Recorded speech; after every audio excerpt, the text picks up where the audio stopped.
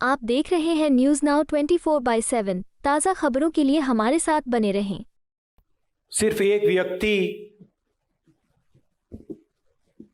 मोदी जी, अमित शाह जी, सिर्फ एक दो व्यक्ति आक्रमण नहीं कर रहे हैं। अलग अलग फोर्सेस, अलग अलग शक्तियां इस पर आक्रमण कर रही हैं। कोई आगे से, कोई पीछे से, कोई साइड से, कोई ऊपर से, और इनका लक्ष्य है कि संविधान किसी ना किसी तरीके से या खत्म हो जाए या फिर खोखला बना दिया जाए। आपने कहा कि ये 50 साल पुराना है, 70 साल पुराना है, मगर ये 50 साल पुराना नहीं है, ये 70 साल पुराना नहीं है। ये इसके पीछे जो सोच है वो हजारों साल पुरानी सोच है। और सबसे पहले ये गुरु नानक जी, बिरसा मुंडा जी, अंबेडकर जी, गांधी जी, बसवना, नारायण गुरु, बुद्ध भगवान, उनकी सोच ने बनाया है। और ये जो लड़ाई चल रही है ये 50-70 साल पुरानी लड़ाई नहीं है, ये हजारों साल पुरानी लड़ाई है। सबसे जरूरी चीज, चाहे जाति जनगणना हो, चाहे 50% का बैरियर हो, सबसे जरूरी चीज इसको बचाने का है। अगर ये हाथ से निकल गया, अगर ये खोखला हो गया, अगर ये खत्म हो गया, तो फिर कुछ नहीं रहा। झारखंड में विधानसभा चुनाव को लेकर बिगुल बच चुका है। इसी कड़ी में कांग्रेस नेता एवं लोकसभा में नेता प्रतिपक्ष राहुल गांधी शनिवार को रांची पहुंचे हैं। यहां उन्होंने शौर्य सभागार में संविधान सम्मान सम्मेलन को संबोधित किया। राहुल गांधी ने विभिन्न संवैधानिक मुद्दों और आज के राजनीतिक परिदृश्य में उनके महत्व पर ध्यान केंद्रित करते हुए दर्शकों को संबोधित किया। उनकी भागीदारी ने झारखंड में कांग्रेस पार्टी की सक्रिय भागीदारी को उजागर किया, क्योंकि राज्य आगामी चुनावों की तैयारी कर रहा है। झारखंड में विधानसभा चुनाव को लेकर बिगुल बच चुका है। इसी कड़ी में कांग्रेस नेता एवं लोकसभा में नेता प्रतिपक्ष राहुल गांधी शनिवार को रांची पहुंचे हैं। राहुल गांधी ने कार्यक्रम को संबोधित करते हुए कहा कि ये संविधान सम्मान सम्मेलन है, लेकिन सच्चाई है कि आज संविधान की रक्षा की जरूरत है। यदि हम सम्मान करें और उसकी रक्षा न करें तो कोई मतलब नहीं होता है। उन्होंने कहा कि संविधान पर चारों तरफ से आक्रमण हो रहा है। ये आक्रमण सिर्फ नरेंद्र मोदी और अमित शाह ही नहीं, सब तरफ से हो रहा है। केंद्र सरकार की एजेंसियां आक्रमण कर रही हैं। इनका उद्देश्य संविधान को समाप्त करना या खोखला बनाना है। उन्होंने जनता की ओर संविधान की प्रति दिखाते हुए पूछा कि ये कब बना है। उन्होंने कहा कि ये कोई 70 साल पुराना नहीं है। उन्होंने कहा कि नारायण गुरु जी, बिरसा मुंडा, अंबेडकर जी, गौतम बुद्ध और गुरु नानक को याद करते हुए कहा कि यदि ये नहीं होते तो क्या ये बनता।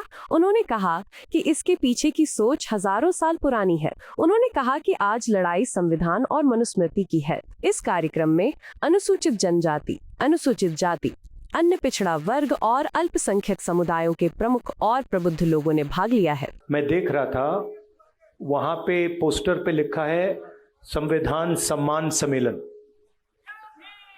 मगर सच्चाई ये है, सम्मान सम्मेलन तो है, मगर आज संविधान की रक्षा की जरूरत है। सिर्फ सम्मान से बात नहीं बनेगी। हम सम्मान करें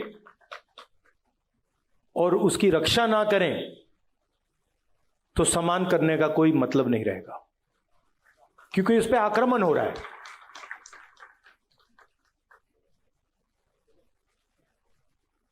जबरदस्त आक्रमण हो रहा है, चारों तरफ से आक्रमण हो रहा है। सिर्फ एक व्यक्ति मोदी जी, अमित शाह जी, सिर्फ एक दो व्यक्ति आक्रमण नहीं कर रहे हैं। अलग अलग फोर्सेस, अलग अलग शक्तियां इस पर आक्रमण कर रही हैं। कोई आगे से, कोई पीछे से, कोई साइड से, कोई ऊपर से, और इनका लक्ष्य है कि संविधान किसी ना किसी तरीके से या खत्म हो जाए या फिर खोखला बना दिया जाए।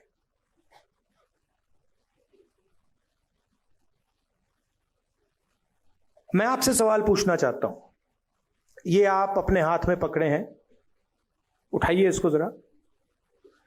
ये कब बना? ये कब बना?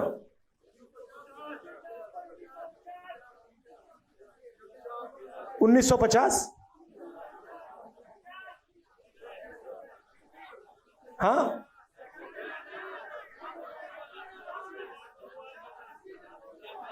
किस साल बना ये? एक व्यक्ति बोलिए, आप बोलिए। 1949। कोई कह रहा है 1950, कोई कह रहा है 1949, कोई कह रहा है 1947। ठीक है, तो मैं आपसे अब दूसरा सवाल पूछता हूं।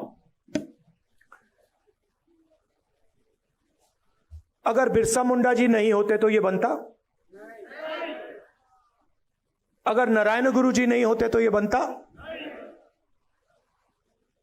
अगर बसवण्णा जी नहीं होते तो ये बनता? अंबेडकर जी नहीं होते तो ये बनता? बुद्ध भगवान नहीं होते तो ये बनता? गुरु नानक नहीं होते तो ये बनता? तो ये कितना पुराना है?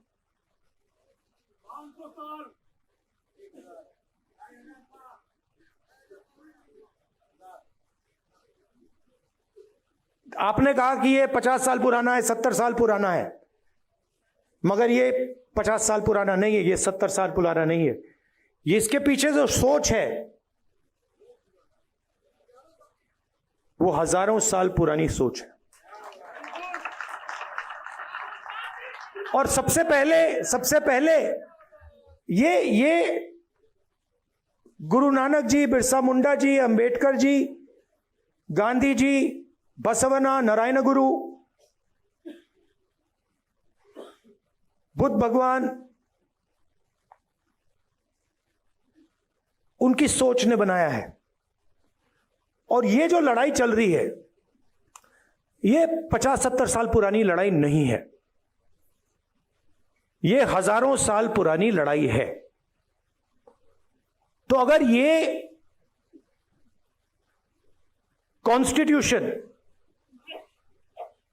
बिरसा मुंडा जी की सोच का है, गुरु नानक,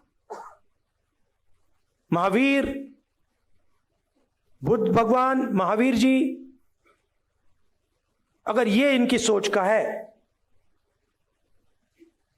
तो इसके विरोध में कौन सी किताब है?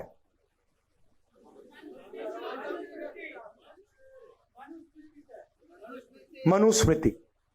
ये जो लड़ाई चल रही है, और आपको ये गहराई से समझना होगा, ये लड़ाई कॉन्स्टिट्यूशन और मनुस्मृति के बीच में लड़ाई चल रही है।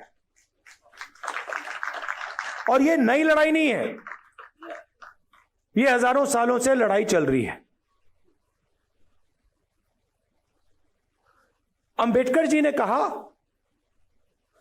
एजुकेट, ऑर्गेनाइज, एजिटेट, कहा।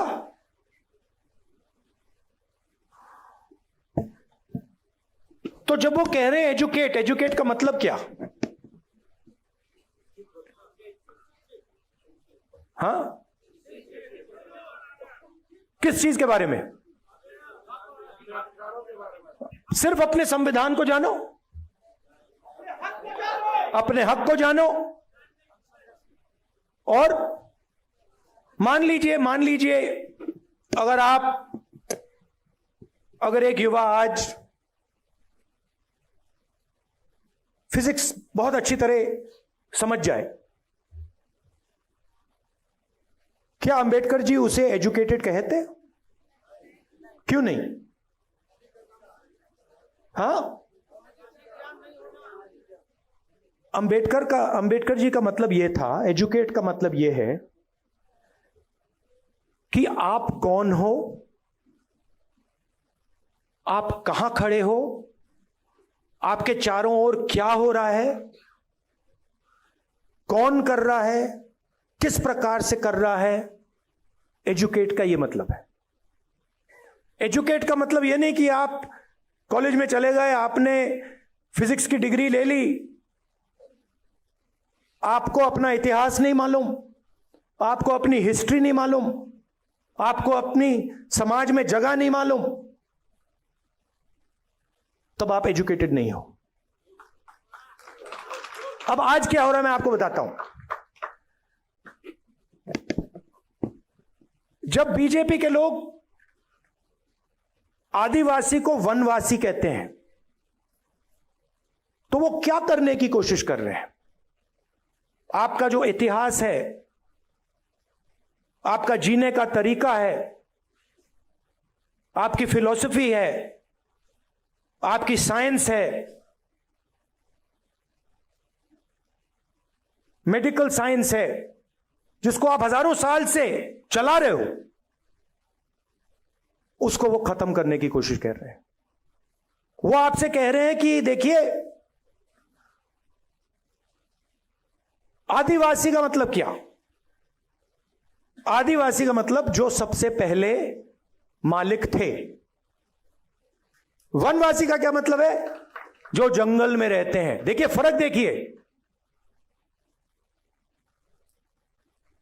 मान लीजिए यहां पे आप लोग बैठे हो और ऑडिटोरियम में आप सबसे पहले आए, ऑडिटोरियम आपने बनाया, ऑडिटोरियम की जमीन आपकी, और मैंने आपसे कहा भैया आप वनवासी हो। इसका क्या मतलब है? जंगल में जाओ, ऑडिटोरियम तुम्हारा नहीं है, इसका यह मतलब है। तो जब ये शब्द का प्रयोग करते हैं आदिवासी वनवासी, ये सिर्फ एक शब्द नहीं है, ये आपकी पूरी हिस्ट्री है। मैं हिंदुस्तान के एजुकेशन सिस्टम में पढ़ा हूं, स्कूलिंग मेरी पूरी हिंदुस्तान में हुई।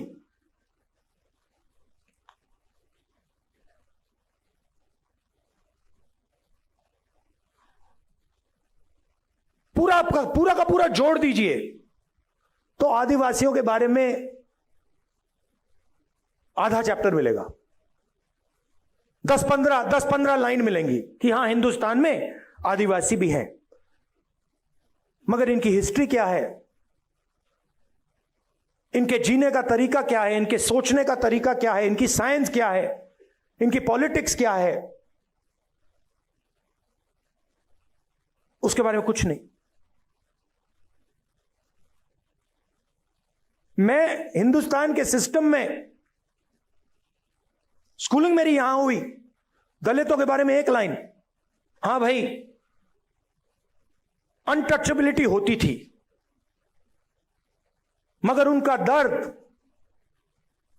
उन पर जो अत्याचार हुए, उनका जो अपमान हुआ, उनका जो इमेजिनेशन था, उनकी जो सोच थी, उनकी जो साइंस थी, उनकी जो फिलॉसफी थी, उसके बारे में कितना था? एक लाइन। आपने ओबीसी शब्द प्रयोग किया, अदर बैकवर्ड कास्ट, क्या ये आपका नाम है? ओबीसी अदर बैकवर्ड कास्ट मतलब हां वो दूसरे पिछड़े लोग। किसने कहा कि आप पिछड़े हो? किस बेसिस पे कहा? आप इस देश को चलाते हो, आपका खून पसीना से यह देश चलता है, आपका जो हक है वो आपको मिलता नहीं है। आपकी हिस्ट्री कहां है? जिन लोगों ने इस देश को बनाया, जो किसान, मजदूर,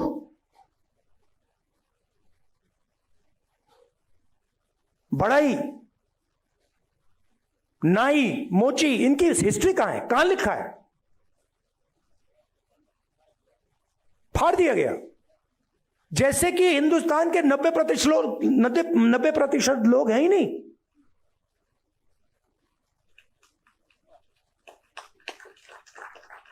मतलब आप छुपे हुए हो।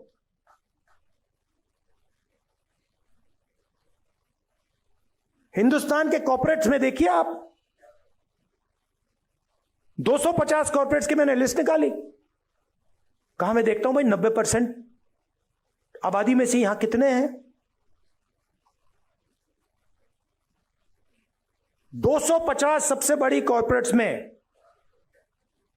मालिकों में, सीईओज में, सीनियर मैनेजमेंट में आपको एक ओबीसी नहीं मिलेगा, एक दलित नहीं मिलेगा, एक आदिवासी नहीं मिलेगा। करेक्ट? मैं यहां झूठ बोलने थोड़ी आया हूं। हलवा बांट रहे हैं वही, हलवा खा रहे हैं वही। अब उसमें एक और बात है, उसमें बेचारे गरीब जनरल कास्ट के भी लोग हैं, 5-7%, उनको भी हलवा नहीं मिल रहा। आप ब्यूरोक्रेसी में देखिए। बहुत अच्छा लगा आपने 90 में से 3 की बात की। 90 में से 3 ओबीसी, 3 दलित, 1 आदिवासी। दलित की आबादी 15%, आदिवासियों की आबादी 8%, ओबीसी की आबादी कोई जानता नहीं है, कोई नहीं जानता। हम कह सकते हैं कि तकरीबन 50%।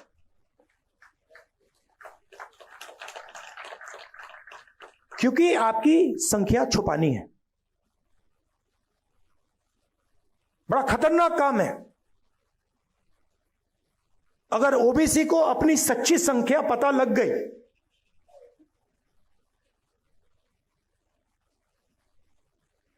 नब्बे में से 3, 50% आबादी, 90 में से 3। और अगर हिंदुस्तान की सरकार में 100 रुपए खर्च होते हैं तो 50% को 100 में से 5, 100 रुपए में से 5 रुपए का निर्णय लेने का मौका मिलता है।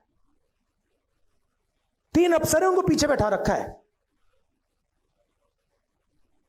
आपको कोई ओबीसी, दलित, आदिवासी फाइनेंस मिनिस्ट्री में नहीं मिलेगा, डिफेंस मिनिस्ट्री में, बड़ी बड़ी मिनिस्ट्री में कहीं नहीं मिलेगा। पीछे बैठा हुआ है। 100 रुपए में से 5 रुपए का निर्णय ओबीसी अफसर लेते हैं, 100 रुपए में से 1 रुपए का निर्णय दलित अफसर लेते हैं, और 100 रुपए में से 10 पैसे का निर्णय आदिवासी अफसर लेते हैं। मतलब अगर हिंदुस्तान की सरकार 100 रुपए खर्च करती है तो 90% के लोग 6 रुपए 10 पैसे का निर्णय लेते हैं।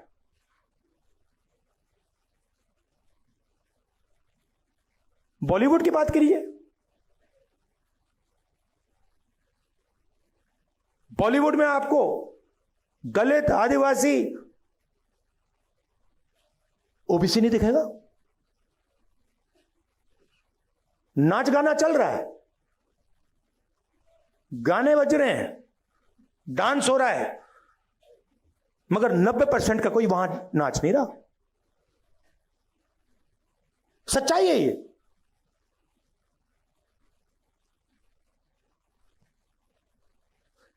राष्ट्रपति आदिवासी वर्ग की हैं। पहली बार राष्ट्रपति जी को आदिवासी वर्ग से बनाया गया, मगर जब पार्लियामेंट का उद्घाटन होता है तो उन्हें कहा जाता है कि आप आदिवासी हैं, आप अंदर नहीं आ सकती हैं।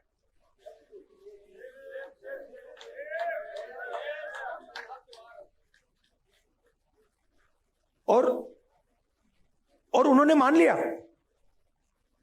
एक्सेप्ट कर लिया। राष्ट्रपति है, राष्ट्रपति हैं। राम मंदिर, धूमधाम से राम मंदिर का उद्घाटन होता है। राष्ट्रपति जी से कहा जाता है आप आदिवासी हैं, आइए मत। अंबानी को बुलाया जाता है, अदानी को बुलाया जाता है, हिंदुस्तान के राष्ट्रपति जी से कहा जाता है आप नहीं आएंगे, आपकी जगह नहीं है। अगर यह संविधान पर आक्रमण नहीं है कि राष्ट्रपति जी पार्लियामेंट हाउस का उद्घाटन नहीं कर सकती, तो क्या है?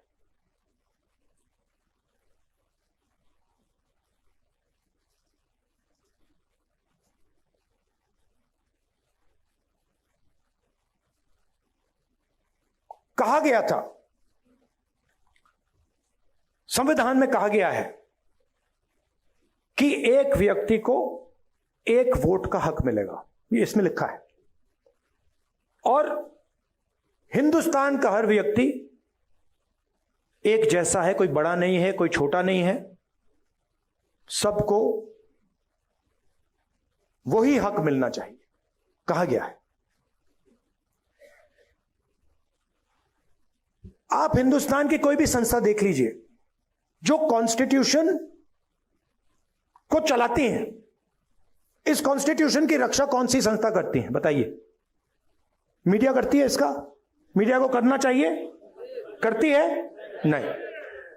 इलेक्शन कमीशन इसकी रक्षा करता है? नहीं करता है।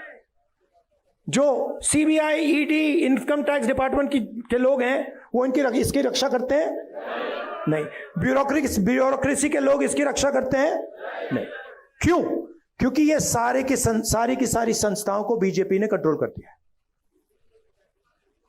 पूरा देश जानता है कि मीडिया में 90% का कोई नहीं है। पत्रकारों को देखिए, एडिटर्स को देखिए, मालिकों को देखिए, मुझे बता दीजिए कौन सा अखबार है हिंदुस्तान में जिसको दलित, आदिवासी, पिछड़े वर्ग के लोग चला रहे हैं? मुझे बता दीजिए, मान जाऊं मैं, एक नहीं है। तो आपकी आवाज कहां है? कैसे निकल सकती है आपकी आवाज? आपकी आवाज आपके दिल में है, मगर हिंदुस्तान की संस्थाओं में नहीं है। Election commission, ministry, media, judiciary, कहां है आपकी आवाज? और फिर नरेंद्र मोदी जी कहते हैं मैं पिछड़ों का सम्मान करूंगा, दलितों का सम्मान करूंगा, आदिवासियों का सम्मान करूंगा, और फिर आपके हाथ से आपकी शक्ति छीन लेते हैं।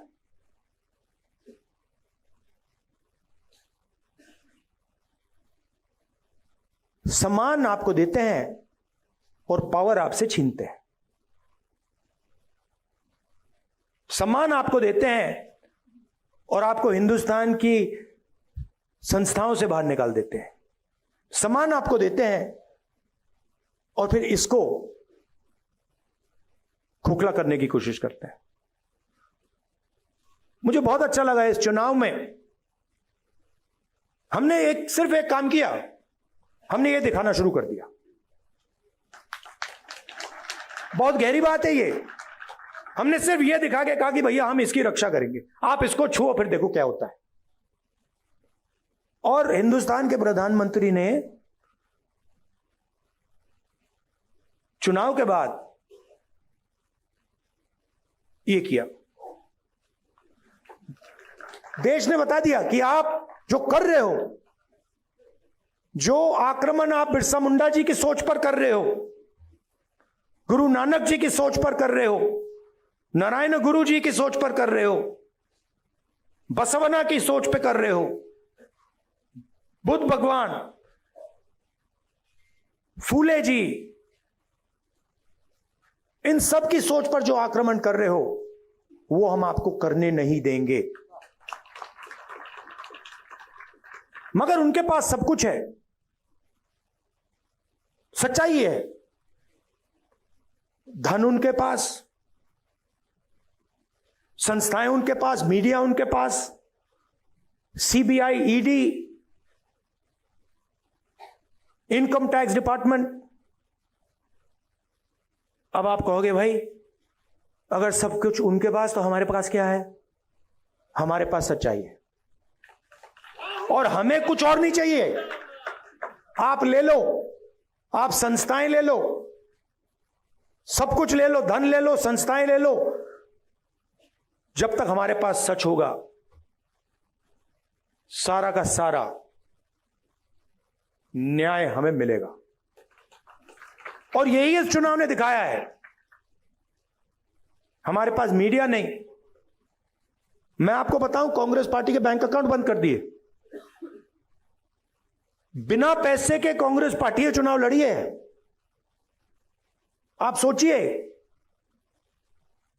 हिंदुस्तान को लोकतांत्रिक देश कहा जाता है, सबसे बड़ी ऑपोजिशन पार्टी के बैंक अकाउंट बंद कर दिए, तब भी हम लड़े, सच्चाई के साथ लड़े, संविधान के साथ लड़े।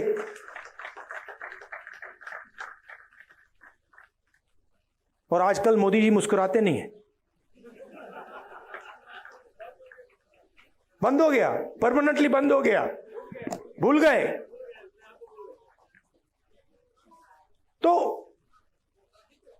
अब मैंने आपसे यह कहा कि भाई लड़ाई हो रही है, युद्ध हो रहा है, दो विचारधाराओं के बीच युद्ध हो रहा है।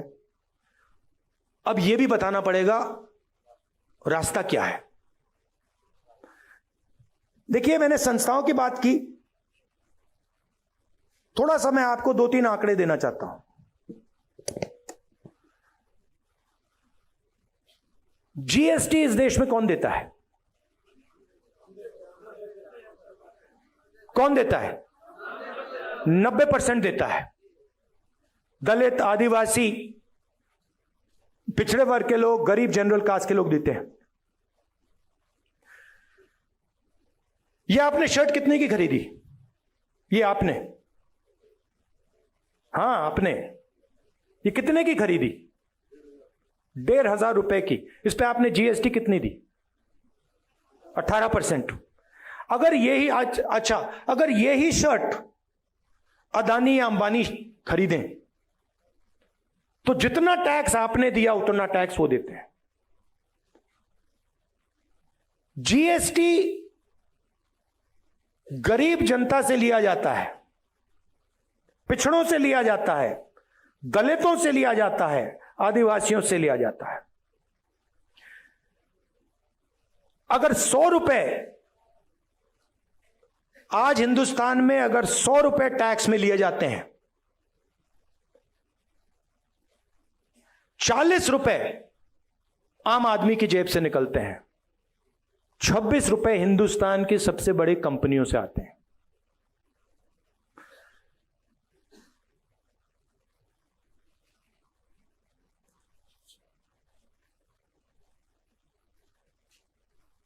सबसे गरीब लोग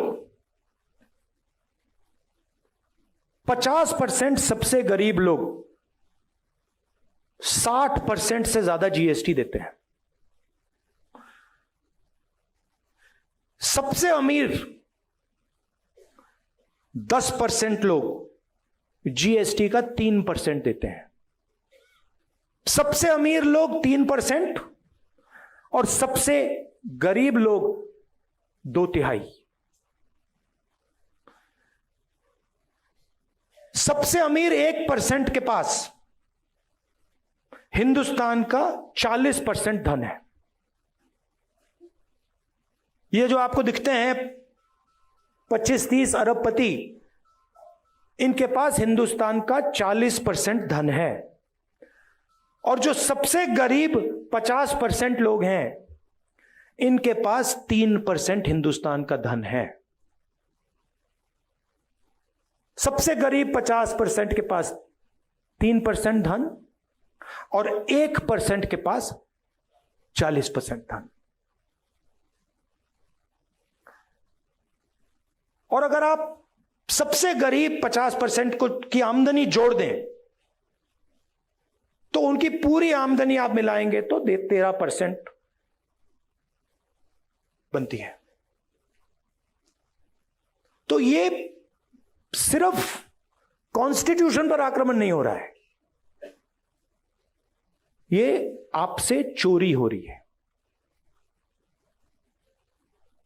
अब रास्ता क्या है? सबसे पहले हमने कहा है कि ये जो 50% का लिमिट लगा रखा है आरक्षण में,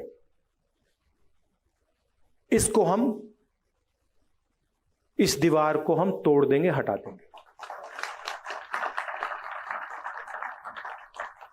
और दूसरी बात, हम सच्चाई समझना चाहते हैं।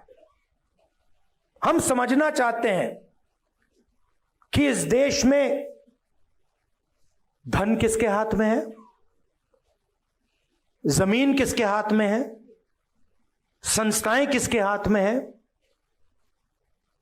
कॉलेज यूनिवर्सिटी किसके हाथ में है। सिर्फ हम पता लगाना चाहते हैं। हम यह भी नहीं कह रहे हैं कि उसके बाद होगा क्या।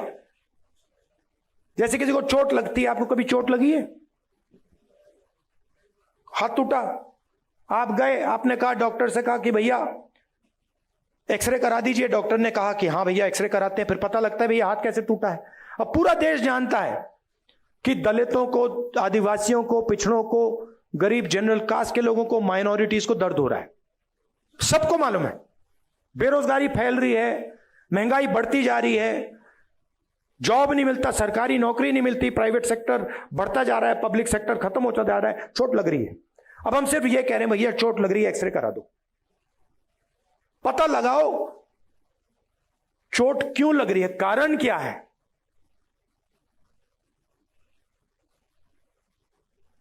सामाजिक एक्सरे का माध्यम जाति जनगणना है।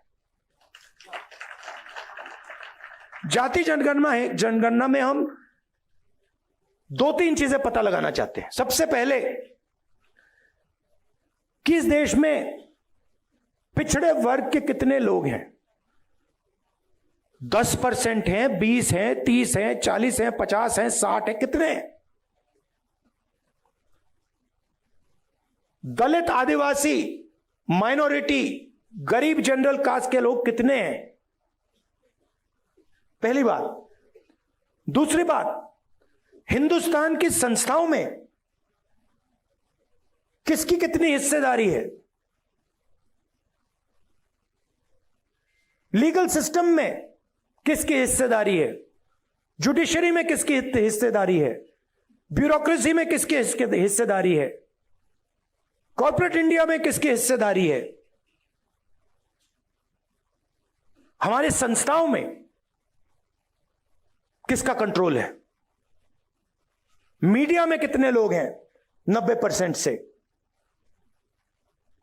कॉर्पोरेट इंडिया में कितने लोग हैं? बड़ी बड़ी ब्यूरोक्रेटिक पोजीशंस में कितने लोग हैं? हिंदुस्तान में जो सेक्रेटरी लेवल के अफसर हैं उसमें कितने लोग हैं? हम एक्सरे करना चाहते हैं।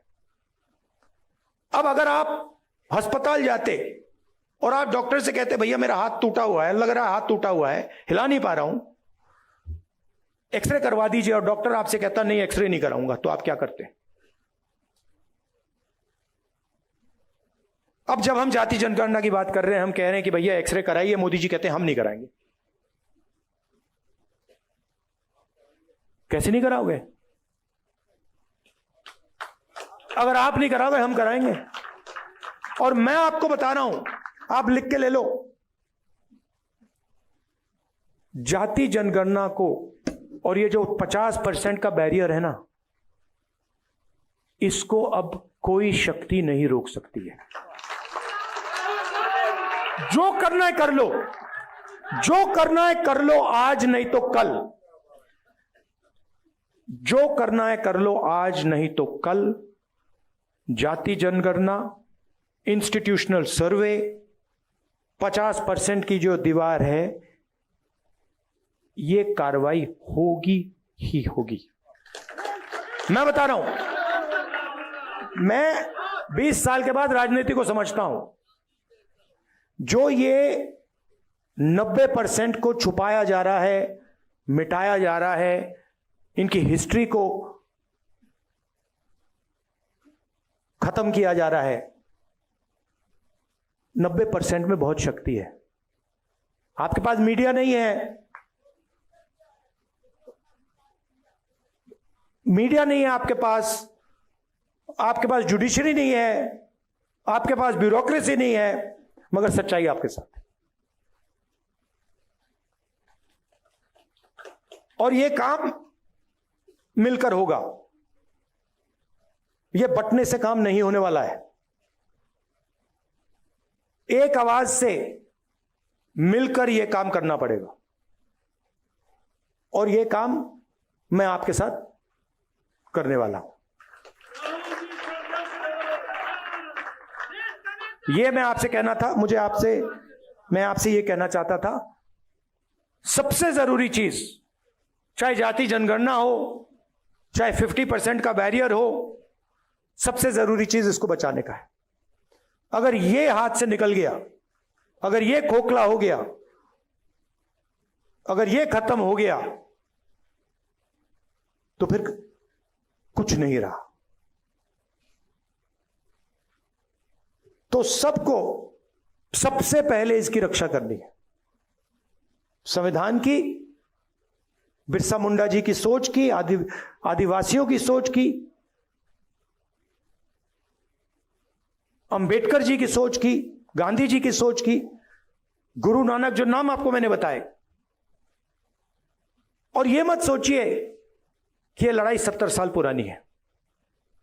यह लड़ाई हजारों साल पुरानी है। यह लड़ाई चलती जाएगी और इसको हम जीतने जा रहे हैं। धन्यवाद।